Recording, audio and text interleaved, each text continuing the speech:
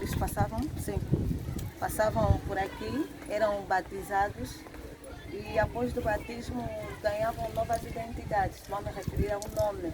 Neste caso, deixavam os nomes africanos e ganhavam nomes portugueses.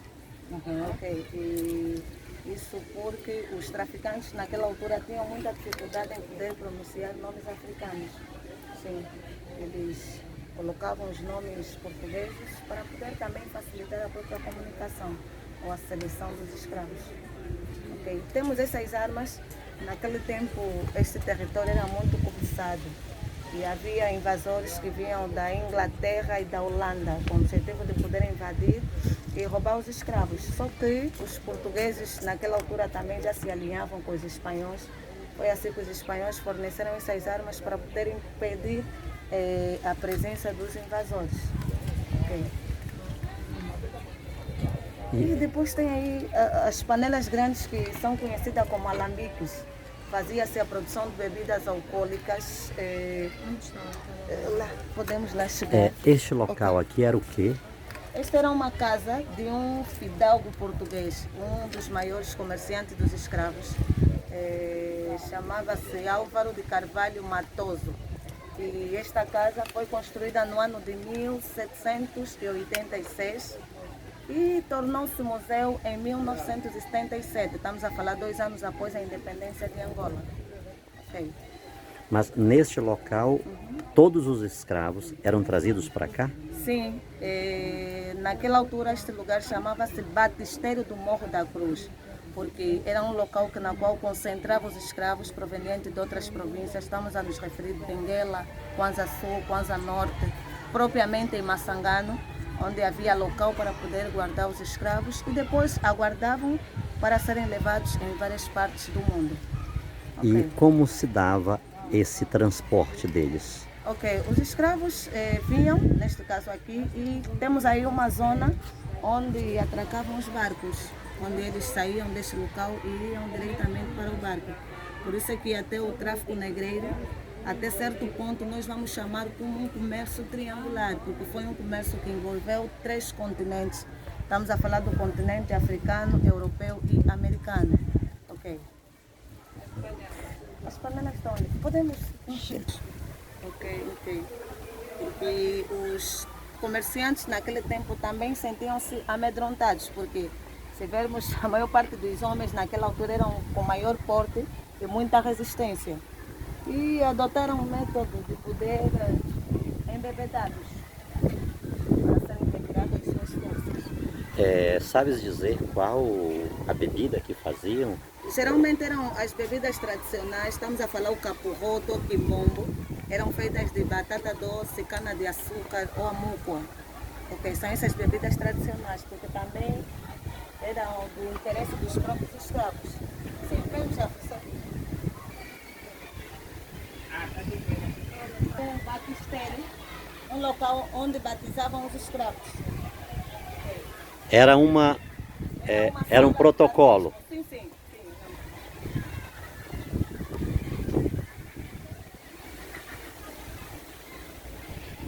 É história, queridos, ao vivo e a cores. Essa é uma guia que está nos acompanhando. Senhora guia, o que representa isto? Ok, este é uma pedra que representa a ordem de Cristo no mundo, chama-se brasão. Era praticamente um símbolo na qual o senhor Álvaro de Andrade Matoso usava para poder representar a sua crença. Okay. Nós sabemos, os africanos têm uma credibilidade que chamamos de Nzambi, Suku, ou Deus Todo-Poderoso. Naquela altura eles eram praticamente proibidos em ter uma credibilidade num Deus Todo-Poderoso, que é o Suku, Tata, Nzambi. Por isso é que era implementado este símbolo, não é, como algo divino ou superior. Por isso é que é o brasão que representa a ordem de Jesus Cristo no mundo, segundo o pensamento do senhor Álvaro de Andrade Matoso. E aqui neste local acontecia também o batismo dos... Sim, e ao longo do processo batismal, os escravos eram praticamente retirados nomes africanos e colocados nomes portugueses. Nós sabemos, para nós, não é? Temos os nossos nomes originais. Por quê? Porque esses nomes são carregados de símbolos e significados. E eram retirados. Por quê? Porque os traficantes tinham muita dificuldade em poder pronunciar nomes africanos. Por isso é que batizavam e colocavam nomes segundo a sua facilidade, neste caso. Okay. E para batizá-los, utilizaram esses instrumentos, a pia batismal e a pia de água benta, onde colocavam a água para assim batizar esses escravos. E quem batizava, conforme a figura ilustra, eram os padres, pastores e missionários. Ok.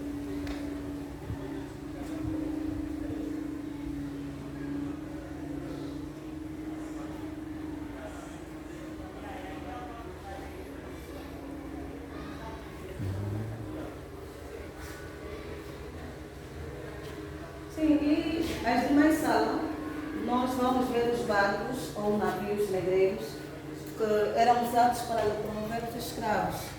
Na verdade, iam em terras longínquas, não é? Podemos ver.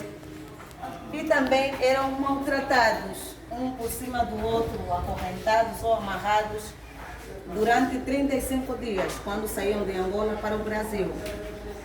Ok. E um navio poderia levar 400 escravos. Por isso é que muitos não aguentavam, morriam. E após a morte eram lançados no mar para servir como alimento dos peixes.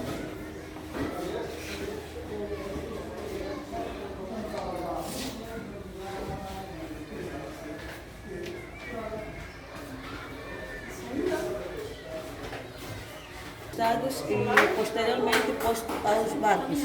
Sim.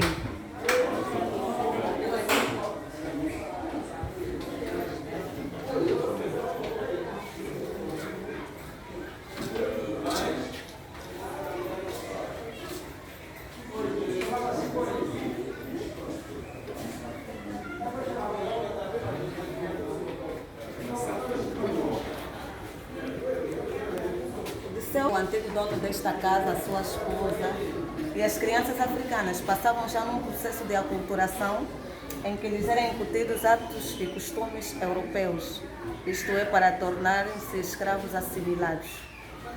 Pode entrar, por favor. Então aqui retrata a escravatura doméstica. Doméstica, sim. Vemos o quadro, as mulheres a cozinharem, a tratar da casa.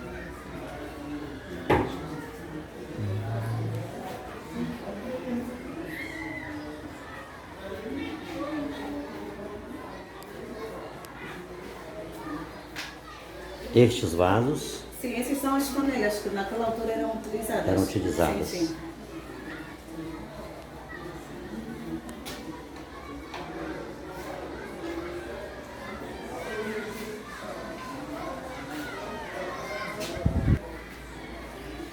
Ok, agora estamos indo para uma outra sala. Essa próxima sala retrata o quê? Ok, é muito conhecida como uma sala da escravatura, isto é pelo facto de ter todos os instrumentos que serviam para poder castigar os escravos. Sabemos que quando eles eram levados, era necessariamente serem amarrados ou acorrentados, e nesta sala está a representação desses objetos. Ok, aqui estão, né? Temos o primeiro, que é muito conhecido como cepo ou tronco, que impedia os pés dos escravos, isto é, durante 35 dias, este instrumento era posto dentro do barco ou navio, para assim não fugirem. Então, até o final, até a entrega para os seus senhores na América, eles iam nessa condição. Sim, porque, conforme já disse, eles sentiam-se amedrontados, porque a maior parte dos escravos naquela altura tinham maior porte ou maior resistência. Sim. Por isso é que acorrentavam ou usavam instrumentos para impedir a fuga desses escravos. Temos aí o exemplo deste homem tronco.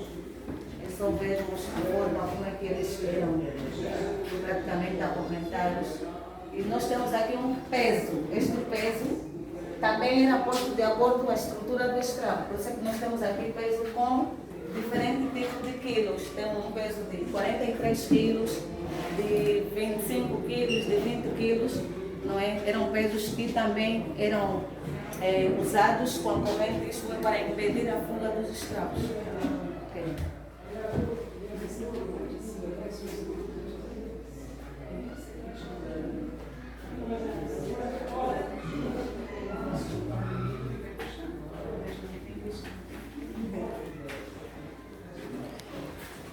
Que retrata esta?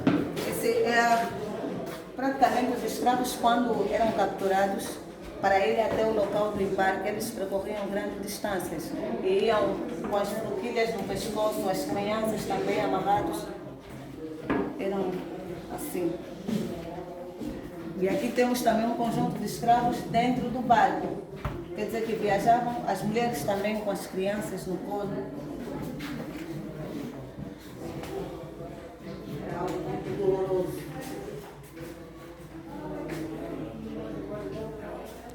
Estes instrumentos aqui, Também são instrumentos de castigo. Tem as algemas e a grilheta para os braços, né, para impedir a fuga dos escravos também.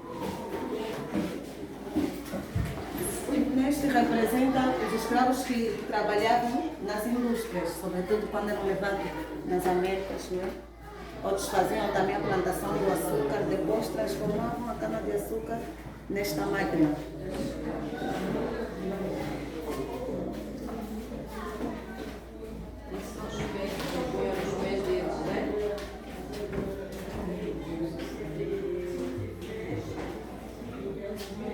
Ok, na última sala nós podemos encontrar alguns instrumentos que representam a nossa cultura. Quer dizer, por mais sofrimento que os escravos passavam, também tinham uma capacidade de poder criar.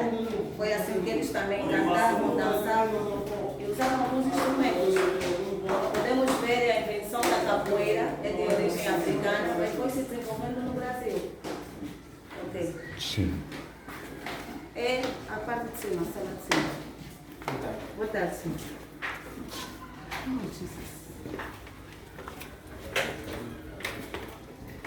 O antigo traficante dos escravos de origem portuguesa.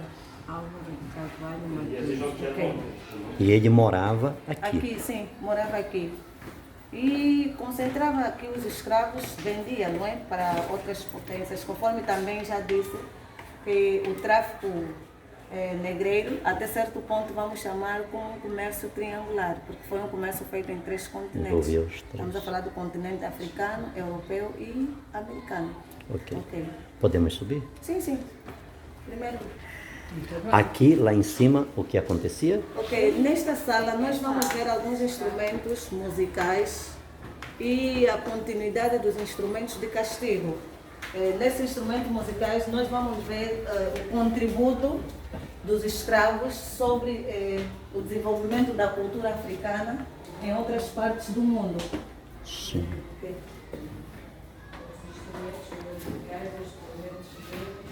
Temos aí o quisange, que deu origem ao piano, o mungo, que deu origem ao birimbau. Quer dizer que naquela altura os escravos também já praticavam a capoeira. Por isso é que a história diz que a capoeira é de origem africana, mas foi se desenvolvendo no Brasil. Sim. Temos aí também a viola, o batuque, que são esses instrumentos musicais.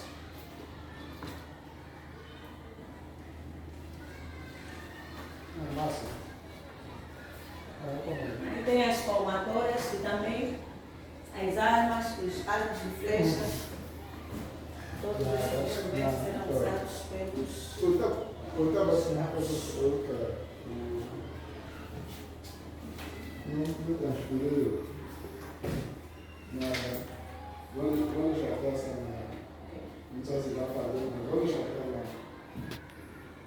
Aqui é uma espécie de algemas também? Sim, sim.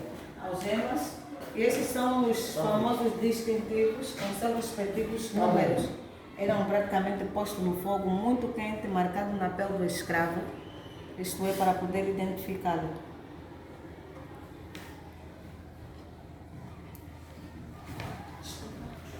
Ok.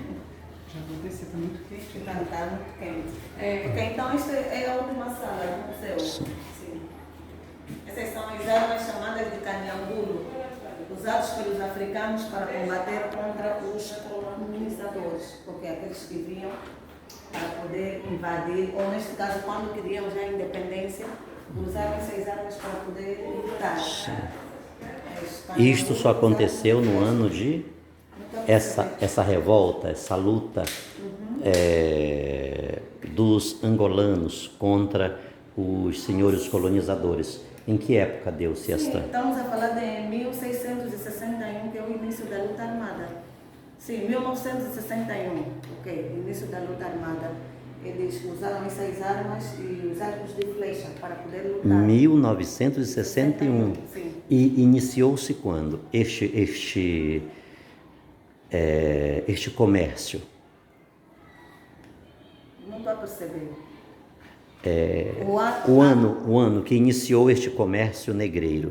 Dos sim, com a descoberta do primeiro português em Angola. Estamos a falar de 1482. 1482. Sim, quando o Diogo Cão veio descobrir o primeiro Angola. Sim. A partir de então, Sim, mas a história diz que os primeiros a fazer a prática ou o comércio dos escravos foram os holandeses, só que não tinha muita resistência porque eles foram expulsos pelos portugueses. Sim. eles vieram depois. Sim, eles vieram depois. Quiseram tomar dos portugueses. Sim. Por isso é que desde sempre os portugueses tiveram convênio com os espanhóis que forneciam aquelas armas que é para poder afugentar os holandeses e os ingleses. Mas os portugueses também, a começar pelo nome, também praticaram este comércio. Sim, praticaram, porque Angola era a província de Portugal. Sim. Não tinham como não praticar, porque naquele tempo o país não dependia totalmente de Portugal. Era uma província. Então o comércio negreiro começou com eles, com os portugueses. Com os portugueses, sim. Ok. Alguma coisa mais que precisamos saber? Algum complemento? Neste caso, concernente à história, é só fazermos o resumo, não é? Uma vez que este lugar representa ou cria-nos a memória daqueles que sofreram, não é? Aqueles que foram levados em partes incertas, arrancados dos seus familiares. E o nosso continente sofreu uma alta taxa de mortalidade por conta de muitos escravos que eram levados e infelizmente até não chegavam ao local do destino, morriam pelo caminho. E o mais triste é que eram jogados no mar e serviam como alimento dos peixes. Então é praticamente um incentivo de que o que mais devemos valorizar é o ser humano, ok?